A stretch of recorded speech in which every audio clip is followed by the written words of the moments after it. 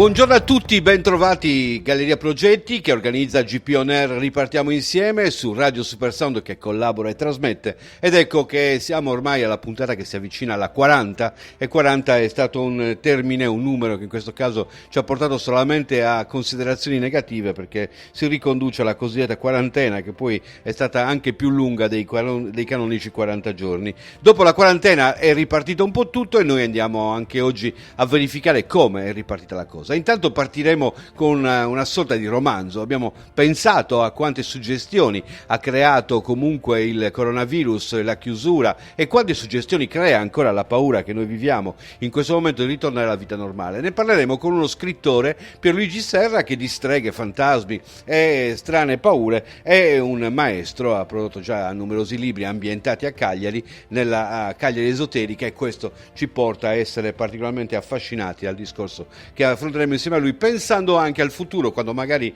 questa cosa sarà una cosa del passato, le paure saranno lontane e le rievocheremo magari con qualche bel romanzo. Proseguiremo con una cosa che facevamo tutti prima del coronavirus, prima del diffondersi del coronavirus, la partita a calcetto. Bene, si stanno riaprendo le discoteche, si sta pensando di riaffollare gli aerei, ma a calcetto non si può giocare. Ne parleremo con Diego Podda, ex calciatore di calcio a 5, attuale allenatore e maestro di calcio a 5 in Sardegna, che ci darà la sua interpretazione. Dopodiché c'è il ritorno stavolta di Franco Cucureddu, presidente dei porti della Sardegna e non solo, rappresentante dei borghi d'Italia. Lui 2 mesi fa aveva fatto un po' il quadro della situazione, aveva pitturato certe prospettive. Anche con lui faremo il bilancio di quello che sta accadendo, che purtroppo è decisamente inferiore a quella che era la bella speranza che avevamo nel mese di aprile. Tutto questo tra poco su Radio Supersound, GP On Air, ripartiamo insieme. Non cambiate canale.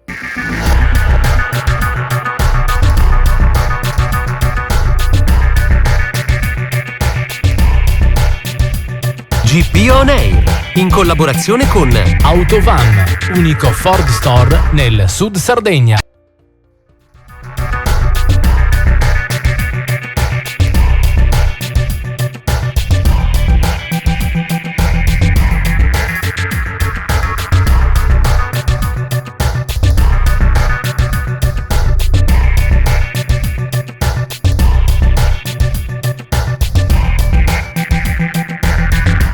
A GP On Air ripartiamo insieme, abbiamo uno scrittore, Pierluigi Serra, giornalista e scrittore, che ci parlerà un po' di quelli che sono gli ambienti che ha vissuto in questi mesi e che in prospettiva possono essere ambienti magari da ripescare per qualche suo prodotto particolare. Benvenuto Pierluigi e ben trovato. Grazie Vittorio, grazie tante per questo spazio bellissimo.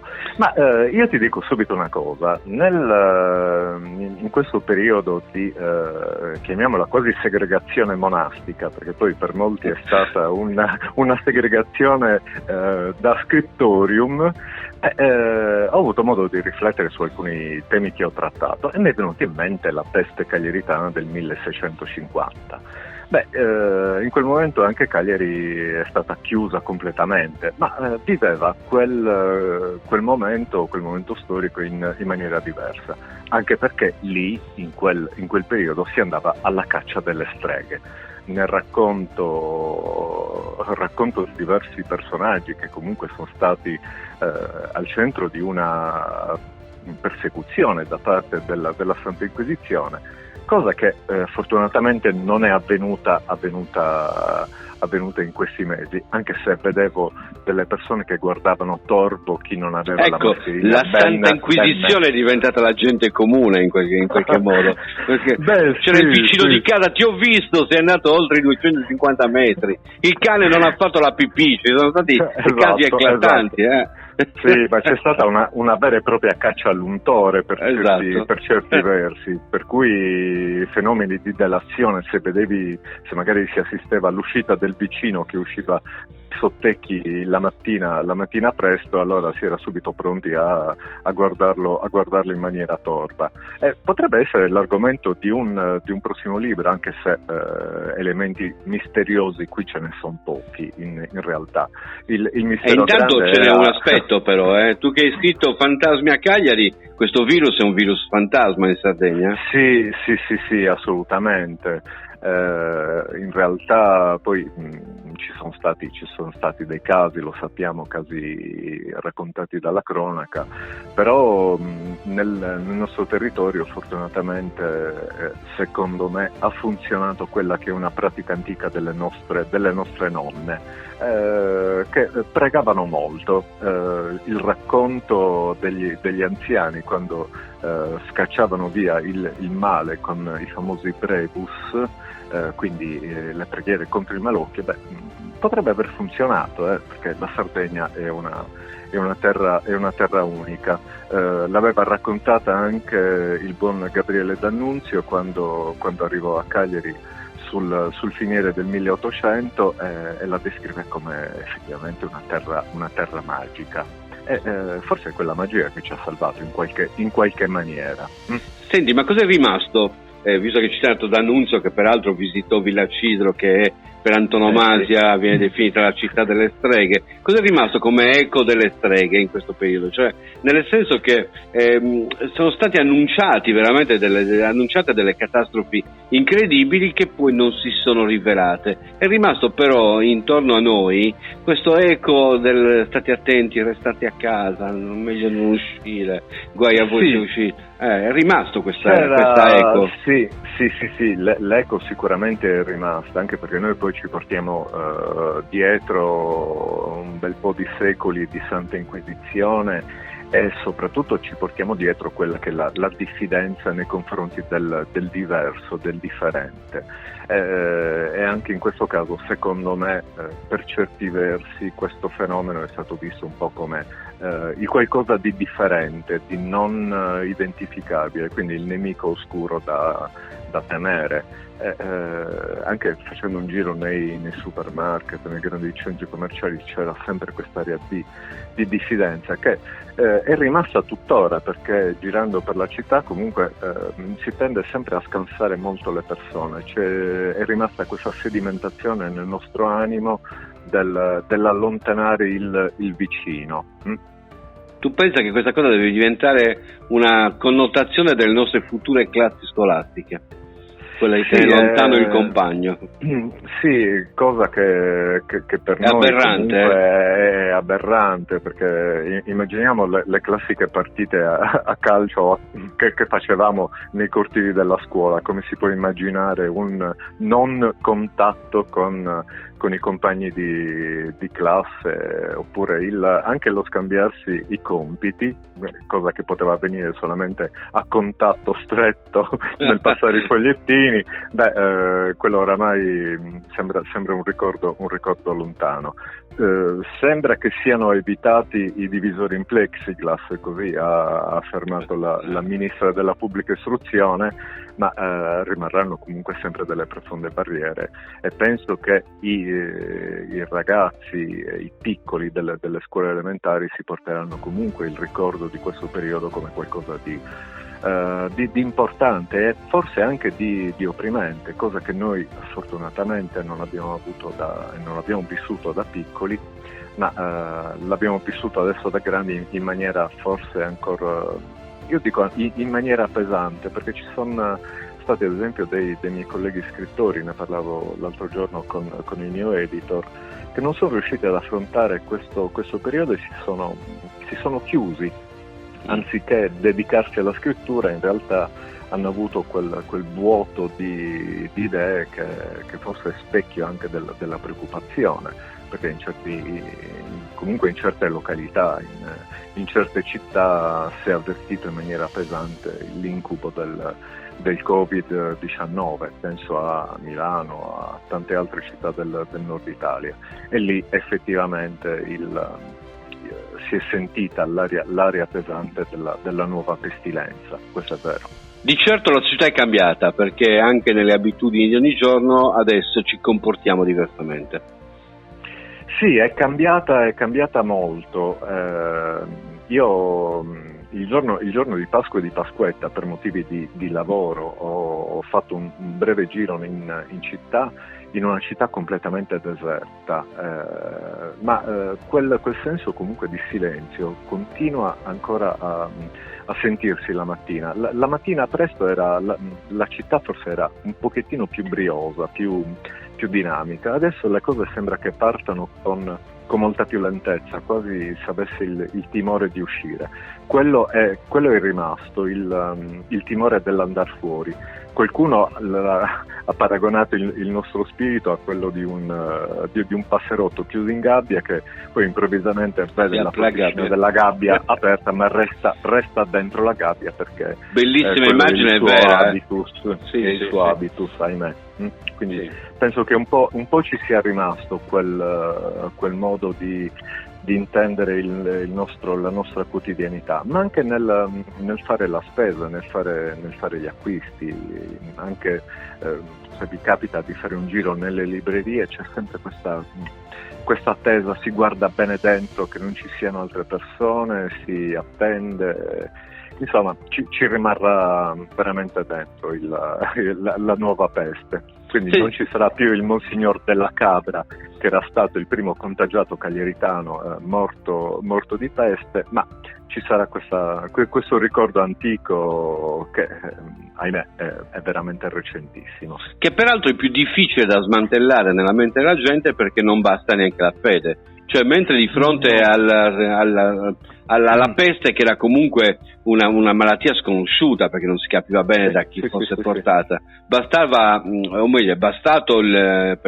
tra virgolette, è bastata l'intercessione di Sant'Efisio per salvare Cagliari dalla peste. Stavolta non è che tu riporti la normalità così facilmente, non basta un santo. No, non basta, anche se proprio il giorno in cui Sant'Efisio è stato portato quest'anno fuori dalla chiesetta di San Pace, nel largo Carlo Felice ho assistito a una scena bellissima di una signora che aveva acceso dell'incenso e aspettava il passaggio del santo in preghiera, ma mi ha colpito molto perché si è affidata di nuovo, come hanno fatto i cagliaritani nei secoli passati, alla intercessione del martire Fisio. Ovviamente ci affidiamo più in maniera razionale a quelle che possono essere le indagini di carattere scientifico, le ricerche, però secondo me in molti hanno pregato e hanno riscoperto comunque il pregare. A qualunque Dio ci si rivolga, però un momento di riflessione e di preghiera tutti l'hanno fatto.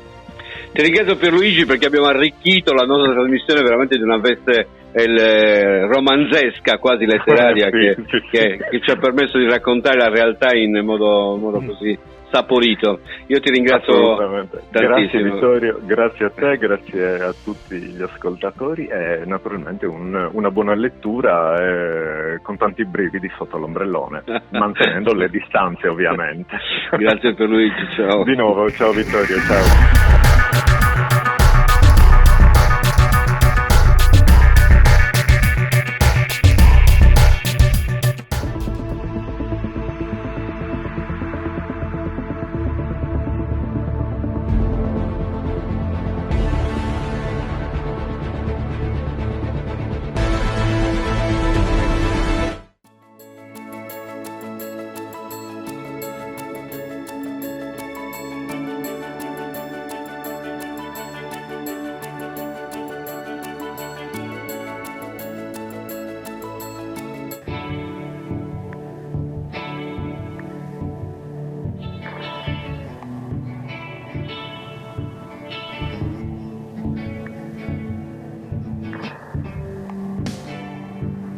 Agenzia Funebre Roberto Garau, dal 1956 a Cagliari. Esperienza e professionalità.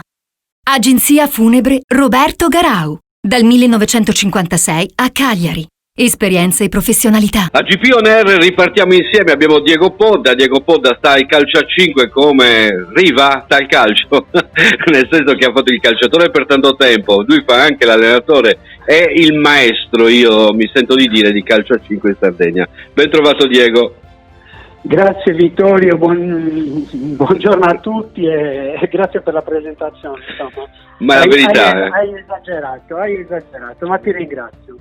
Diego, calcio a 5, se ne parla tanto. Abbiamo riaperto gli aerei perché tutti si possono sedere uno a fianco all'altro, stiamo per riaprire le discoteche, stiamo riaprendo tutto, ma il calcio a 5 non si può giocare. No, è notizia recentissima che hanno ulteriormente posticipato la possibilità di fare la partita tra amici. Incomprensibili i motivi. La prima data doveva essere quella del 15 giugno, l'hanno spostata al 25, adesso è stata protratta ulteriormente e sinceramente non si capiscono bene quali sono le motivazioni. In uno sport all'aria aperta, perché ci riferiamo chiaramente al calcetto, chiamiamolo così, amatoriale, quello che si gioca soprattutto d'estate, che non implica secondo me delle situazioni pericolose, anzi molto meno di tutte quelle che viviamo ormai nel quotidiano. Per fortuna le riviviamo, dico io, perché se andiamo in piazza Ienne vediamo assembramenti veri e propri, ma non solo, e io sono felice del fatto che si sia ripresi a vivere normalmente, ma la normalità è anche quella di poter fare attività sportiva non costretti, tra virgolette, visto che ci siamo inventati tutti runners nel momento in cui ci veniva impedito di farlo ed era l'unico modo per poter uscire di casa. Giocare a calcetto è uno di quegli svari che accomuna gran parte degli sportivi amatoriali e non si capisce perché non sia possibile farlo. E attenzione che oltre al grosso danno che si fa comunque alle persone che vengono private di questa attività, in un momento dove anche il calcio ha ripreso con una marea di controsensi, e lo vediamo dalle prime partite che abbiamo visto in televisione, altro che distanziamento sociale, altro che mantenere determinati comportamenti, si continua a sputare, tra virgolette, o ad avere comunque atteggiamenti che sono sempre stati naturali da parte dei giocatori. Figuriamoci se può essere pericolosa una partita di calcio a 5 tra amici. Ma dicevo, il grosso problema è di quei centri sportivi che non possono riaprire, perché questo è un aspetto che si sottovaluta tantissimo, e stiamo parlando di strutture che non hanno alle spalle una forza tale per potersi permettere di chiudere per diversi mesi. E chiudo il concetto dicendovi una cosa, che ogni giorno di pioggia per chi gestisce un centro sportivo è un giorno che li penalizza di brutto. Io lo posso dire perché per un periodo ho gestito dei campi da beach tennis in città e ogni giorno di pioggia mi veniva a pesare tantissimo.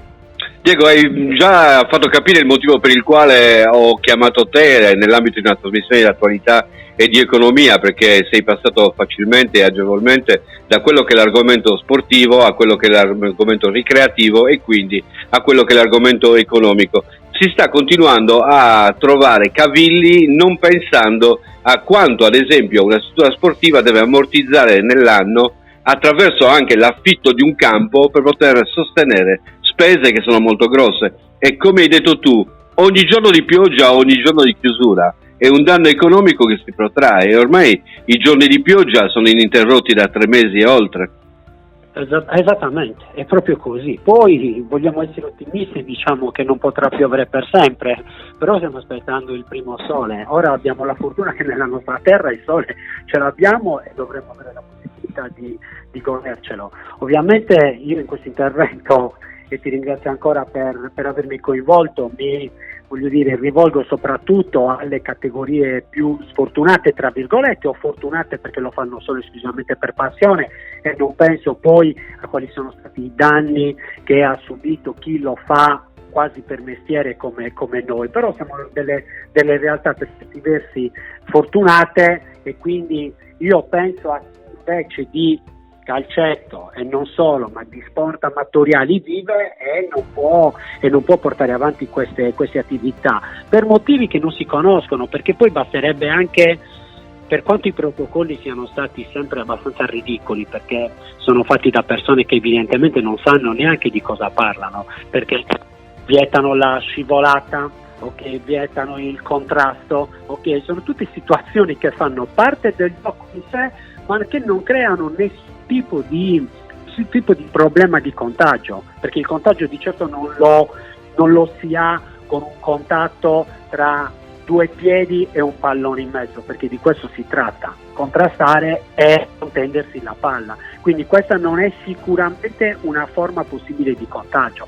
È evidente che basterebbe poco, basterebbe che mettessero mano alla cosa delle persone che conoscono di cosa si sta parlando e, voglio dire, stabilire un protocollo di minima che chiaramente tuteli un po' le persone, ma veramente di minima, perché per una partita di calcio a 5 non vedo quale sia il problema. Assolutamente d'accordo con te. Peraltro, se dovessimo analizzare anche tecnicamente il gioco, il calcio a 5 è uno di quei giochi dove tutto sommato la ricerca della lontananza dall'avversario e peraltro la velocità di circolazione della palla evita proprio gli assembramenti. Facciamo passare questo termine. È esattamente così.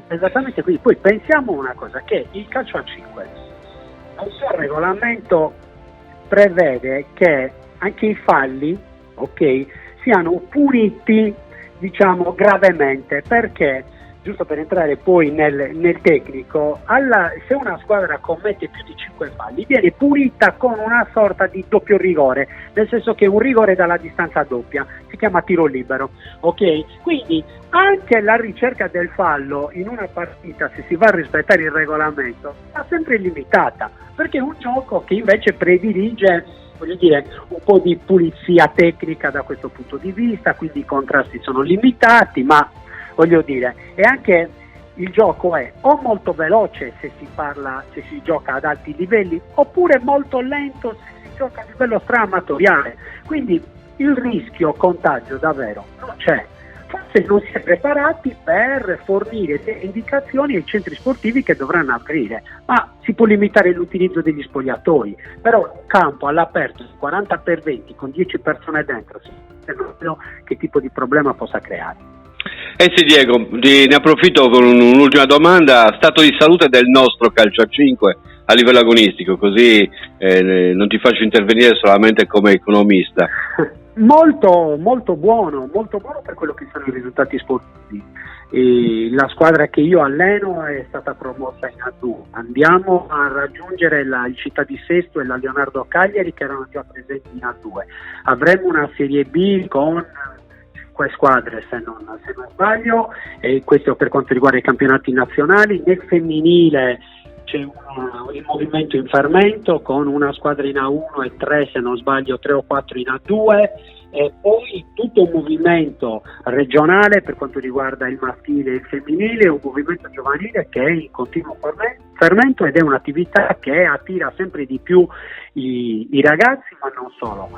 Quindi da questo punto di vista godiamo di ottima salute per quelli che sono i risultati in campo. È evidente che poi dobbiamo far fronte un po' con quelle che saranno le difficoltà economiche che andremo ad affrontare.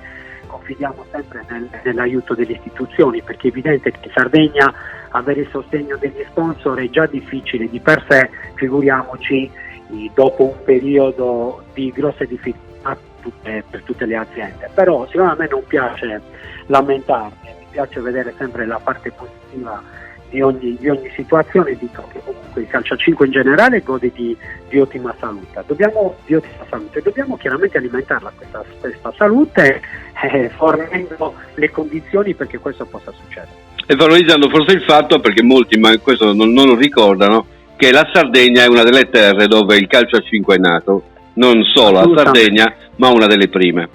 Assolutamente, pensa che io ho iniziato nel 91 a giocare, e quindi insomma sono già un po' di anni che sono passati per uno sport che è comunque giovane di per sé. In Sardegna ha già una storia di 30 anni, quindi noi di questo possiamo assolutamente andare fieri, ma soprattutto dobbiamo andare fieri del fatto che continuiamo a viverlo, ad alimentarlo, ed è una disciplina che continua ad attirare anche l'interesse degli spettatori, perché i palazzetti durante l'inverno sono sempre pieni, e quindi è evidente che c'è l'interesse della gente. E aggiungo che grazie a te è uno sport in continua evoluzione. Grazie Diego. Io cerco di fare la mia parte, per piacere e un po' anche per dovere, perché il dovere lo sento, visto che sono uno dei più anziani. Grazie ancora, Vittorio. Un abbraccio. Grazie. Ciao.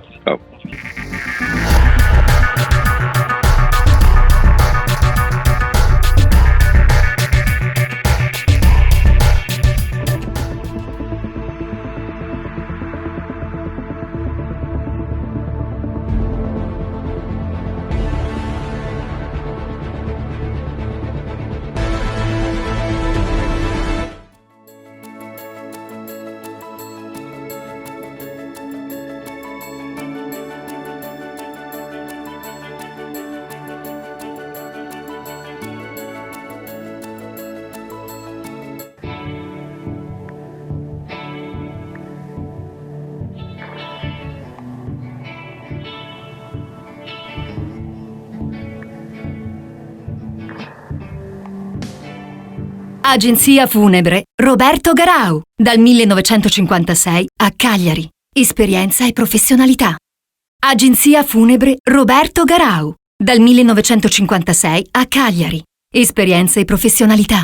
A GP On Air ripartiamo insieme, come stiamo facendo un po' in tutte le trasmissioni di quest'ultimo periodo, un ritorno giusto per fare il punto e per non abbandonare i discorsi che avevamo intrapreso a metà strada. Franco Cuculeddu, ex sindaco di Castelsardo, presidente dei Porti Sardi e non solo, rappresentante dei Borghi d'Italia. Avevamo parlato un mese fa, buongiorno Franco, ben trovato. Buongiorno a te, buongiorno a tutti. Dimmi che titolo ho sbagliato subito, così correggiamo immediatamente. No, tutti giusti. Sì. Quindi dicevo, avevamo fatto il punto circa 2 mesi fa su quelle che erano le prospettive. Si è andati oltre le prospettive, sono arrivati i protocolli, è arrivata anche la stagione, che dobbiamo dire è una stagione purtroppo già inoltrata, perché siamo ormai avviati a fine giugno. Ai primi di luglio sembrerebbero riuscire ad aprire quelli che sono i sopravvissuti. Qual è la situazione concreta del nostro turismo, anche ripensando a quello che avevamo prospettato? Tu avevi parlato ad esempio della possibilità di una politica che abbattesse i costi per il trasporto e privilegiasse l'arrivo in Sardegna. Sì, purtroppo ancora segnali in questo senso non ce ne sono, e più passano i giorni e più i competitor, che sono molto molto agguerriti, chiaramente cercano di accaparrarsi le fette sempre più strette di un mercato che si fa chiaramente molto molto competitivo quest'anno e con numeri molto più bassi. Voglio fare un esempio a questo proposito.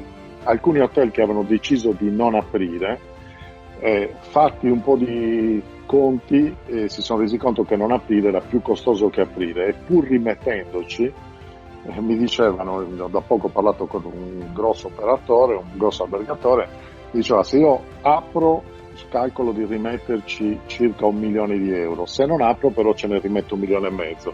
Per contenere i costi si riapre, insomma. Esatto, per contenere le perdite. Di perdite comunque si parla. In questo senso la regione Sicilia, tanto per fare un esempio a noi vicino, nel senso che è un'isola che fa parte comunque della nostra stesso Stato, e quindi ed è una regione a statuto speciale, quindi ha le stesse prerogative o comunque molto simili alle nostre, sta dando degli incentivi molto importanti. Pensate che per i charter contribuisce con il 50% dei costi del trasporto charter a persona, quindi circa 100 euro per chi arriva dal nord Europa, e poi ha un'altra premialità molto molto importante, che è quella di regalare un soggiorno, una giornata ogni 3, pensione completa, quindi per i 4 stelle sono 110 euro, ogni 3 giorni, quindi una vacanza di una settimana, 2 giorni sono a carico della regione Sardegna, mentre in quel caso Sicilia. In questo caso, scusami, sì, Sicilia. Ecco, la regione Sardegna ancora questo stesso imprenditore che ha hotel in Sicilia e hotel in Sardegna è rimasto molto soddisfatto degli incontri avuti chiaramente con la giunta regionale siciliana, non altrettanto con quelli sardi, che ancora non hanno messo sul campo misure concrete in questo senso, tranne che devo dire, per quanto riguarda l'assessorato al lavoro, che invece ha il famoso bando che prima si chiamava Lunga Estate e quest'anno si chiama Destinazione Sardegna, contribuirà all'abbattimento degli oneri sociali sui dipendenti non solo nei mesi di spalla, ma in questo caso dovrebbe essere fatto un bando anche per i mesi di luglio e agosto, e questo secondo me consentirà di salvare parte dell'occupazione. Quindi adesso, al di là dell'esempio, per tornare a un discorso più generale, sarà una stagione difficile, bisogna mettere in campo subito tutti gli strumenti a disposizione. Io credo che a riuscire a mantenere la presenza della Sardegna nei cataloghi dei grandi tour operator internazionali, che sono 4 o 5, non stiamo parlando di tantissimi, che hanno i loro aerei che possono portarci la gente in Sardegna anche obbligandoli a seguire dei protocolli, sia molto più efficace che invece fare delle campagne generaliste su televisioni, radio, e puntare sui singoli che possano arrivare con i vettori di linea, perché quel mercato sarà molto molto ridotto e la Sardegna non sarà competitiva a causa dei costi di trasporto che sono abbattibili nei charter ma non abbattibili nei voli o nei trasporti di linea via nave, come stiamo vedendo in questi giorni. Hai parlato dell'assessorato al lavoro che ha fatto un'iniziativa proficua, ma abitualmente non si dovrebbe agire di concerto con i diversi assessorati per fare in modo che poi l'azione non sia un'azione isolata e possa avere anche maggiore efficacia? E io credo che questa pandemia abbia colto un po' tutti di sorpresa, quindi chi ha maggiori esperienza politica, come sicuramente ce l'ha l'assessore al lavoro, è stata più reattiva, gli altri magari stanno ancora un po' orientando. Di certo che le politiche sul turismo devono coinvolgere più assessorati, sicuramente quello ai trasporti, quello al turismo, direi anche quello l'urbanistica e gli enti locali, che ha per esempio competenza su tutte le concessioni balneari, ma anche sulle concessioni portuali, e poi se vuoi facciamo un approfondimento sulla nautica.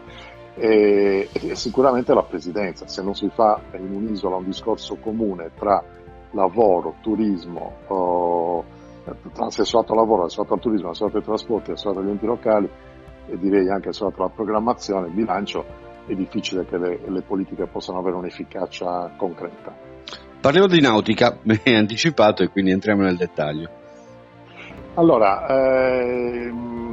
sta cambiando molto le abitudini, però prevediamo dei cali intorno al 50% degli accosti, soprattutto concentrati sulle imbarcazioni di media grandezza, diciamo sino a 15 metri. Sulle imbarcazioni di dimensioni maggiori il calo ci sarà, ma sarà molto contenuto. Sulle imbarcazioni molto grandi, parliamo di gigayacht, probabilmente il calo sarà inesistente o molto molto ridotto, intorno al 10%. Queste sono le stime che abbiamo fatto raccogliendo i dati di diversi porti e soprattutto per quanto riguarda i maxi e i giga dei porti del nord-est della Gallura. Ma abbiamo anche qualche segnale anche dalla Corsica. I protocolli chiaramente un po' preoccupano, i distanziamenti delle barche piccole non sono facilissimi, per fortuna non c'è più l'obbligo di quarantena, è già una grande cosa, però se vogliamo trovare il lato positivo, il fatto che i distanziamenti siano obbligatori anche in spiaggia sta avvicinando alla nautica, alla piccola nautica, chiaramente ai gommoni, alle piccole imbarcazioni, persone che prima non si avvicinavano. Mi facciamo un esempio: l'altro giorno sentivo il gestore del porto di Carloforte che mi diceva che lui ha venduto 3 gommoni suoi a persone che avevano paura di non poter accedere in spiaggia per via dei numeri chiusi e quindi avrebbero voluto arrivarci via mare. Quindi insomma c'è un'evoluzione anche nella domanda e nella ricerca di modalità per fruire del nostro mare, delle nostre coste, delle nostre spiagge. Senti, si è parlato a lungo di borghi d'Italia, in questo caso di borghi di Sardegna e di turismo interno, però a un certo punto si parlava anche della possibilità di immettere denaro per facilitare il turismo e così indirettamente salvare le aziende che avrebbero potuto usufruire di un altro tipo di turismo. Si è spento tutto, pur avendo in Sardegna secondo me una prospettiva diversa. C'è quel potenziale che rimane inespresso, sempre legato al Sardex, che è vero che sì, è una moneta tra virgolette virtuale, però è altrettanto vero che forse potrebbe mettere in moto un meccanismo che aiuterebbe a non stare del tutto fermi. Sì, ma il Sardex è stato un fenomeno interessante, per la verità seguito anche da altre regioni. Il Veneto, il Piemonte mi pare soprattutto. Esatto, credo anche sì, Sicilia, Puglia se ne era parlato.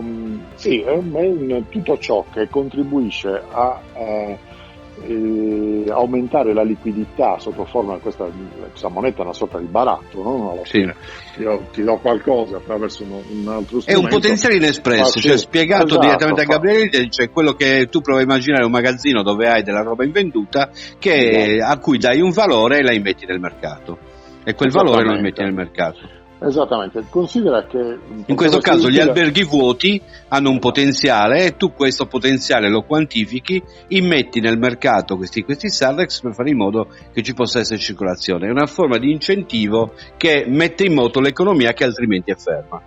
Sì, sicuramente è uno strumento utile, diciamo che per la valorizzazione dei borghi gli strumenti sono diversi. Io proprio pochi minuti fa parlavo al telefono con il vice sindaco di Bosa a proposito dell'opportunità o meno di fare qualche piccolo evento in occasione della notte romantica che si celebra il primo sabato successivo al solstizio d'estate. Quest'anno sarà in forma chiaramente minore, ma è importante salvaguardare questo evento, che è una sorta di secondo San Valentino fatto d'estate, fatto nei borghi più belli del mondo ormai, perché è diventato un evento internazionale, ma ci serve appunto per puntare i riflettori su questo segmento che in Sardegna è ancora sicuramente un target marginale, ma che in Italia è diventato il terzo pilastro dell'offerta turistica italiana. L'anno scorso, dopo Città d'Arte e Marino Balneare, con oltre 30 milioni di presenze. E considera che in questo momento nel quale si parla tanto di distanziamento sociale, sicuramente il distanziamento è molto più semplice realizzarlo in un borgo, magari in un borgo sul mare, piuttosto che in zone tipicamente affollate, che certo, possono essere le coste, io penso a quella romagnola o a quella della Versilia, ma anche in alcune località sarde. In questi ambienti già di per sé è molto più facile il distanziamento. E aggiungo dicendo che i borghi più belli d'Italia, che hanno una loro certificazione per quanto riguarda la qualità, insomma, è estremamente complicata la carta di qualità da rispettare, stanno aggiungendo una certificazione sul protocollo per quanto riguarda la circolazione del virus negli ambienti pubblici, quindi all'interno dei musei, delle piazze e così via, per cui garantiscono, oltre ai protocolli ai quali naturalmente sono obbligati i mezzi di trasporto, le strutture ricettive e così via, anche tutte le altre aree, per cui ci saranno dei protocolli aggiuntivi ma di facile lettura e di facile realizzabilità, che certificano che rispettandoli non sarà molto molto più difficile venire in contatto col virus, augurandoci che il virus non torni in Sardegna o comunque venga espunto qualora ancora ci fosse circolazione. Una sorta di sesta stella da aggiungere agli alberghi, insomma, oltre alle 5 canoniche, una nuova. Io ti ringrazio, Franco, del tuo intervento, e magari ci sentiamo ancora una volta più avanti. Sarà quasi bilancio la volta prossima, se distanziamo di 2 mesi saremo quasi ad agosto, e allora lì si vedrà veramente che cosa siamo riusciti a salvare. Grazie. Bene, molto volentieri. Grazie a te, Vittorio, e grazie agli ascoltatori.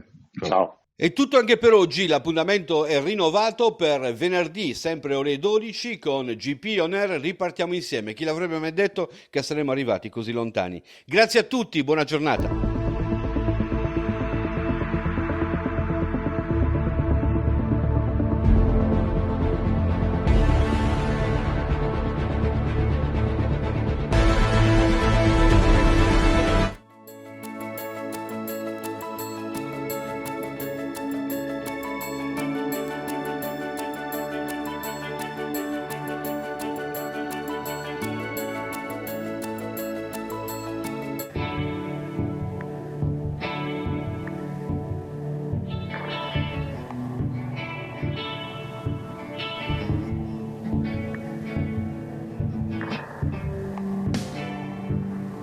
Agenzia Funebre Roberto Garau, dal 1956 a Cagliari. Esperienza e professionalità. Agenzia Funebre Roberto Garau, dal 1956 a Cagliari. Esperienza e professionalità.